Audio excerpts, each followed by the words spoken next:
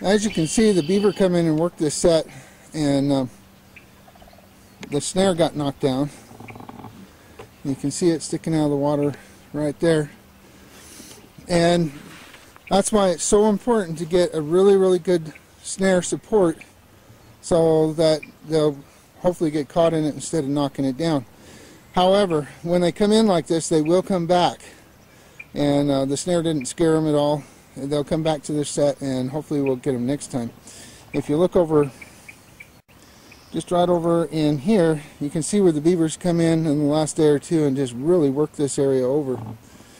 So hopefully we'll get them on the next time that we come back and check the traps.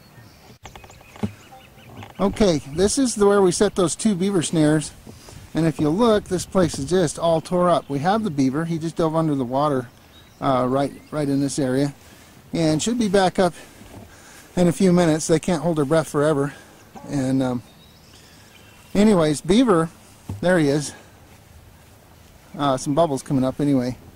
Beaver are extremely delicious to eat. That's one of my favorite wild animals, and I like just to take and cut the meat off of them and then cook them in a crock pot until the meat is just falling apart, and then add a bunch of barbecue sauce to it, and it tastes every bit as good as a pork barbecue sandwich.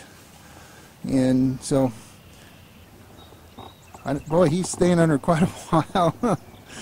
It's a pretty big beaver that we've got right here. We'll show you as soon as he comes up. Okay, we ended up having to take this, just put the beaver down, and I'll show you why. This is a pretty good sized beaver. He's probably getting close to the neighborhood of 60 pounds.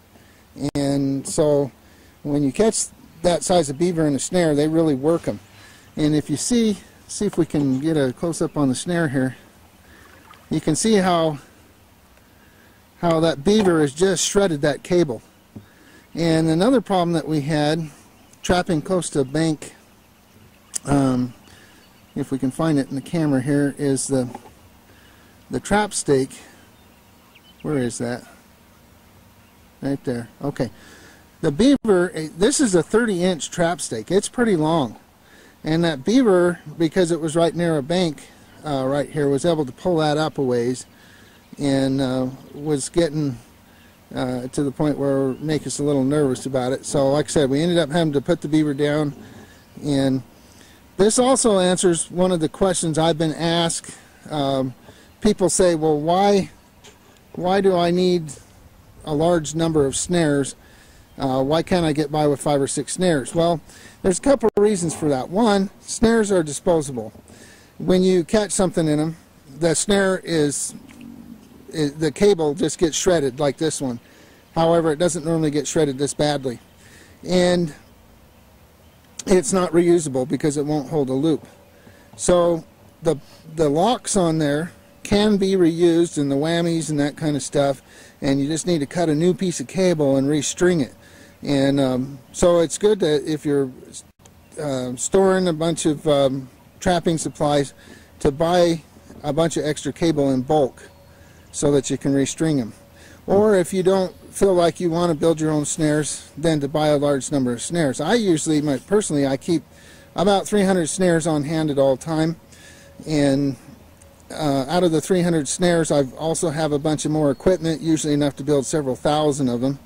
And also there's ways that I can hand forge the locks if I was in a really dire situation. He ain't getting lighter. Okay, we just wanted to show you the size of this beaver. Beavers get quite large. I've caught some that have been as big as in the 80-pound range.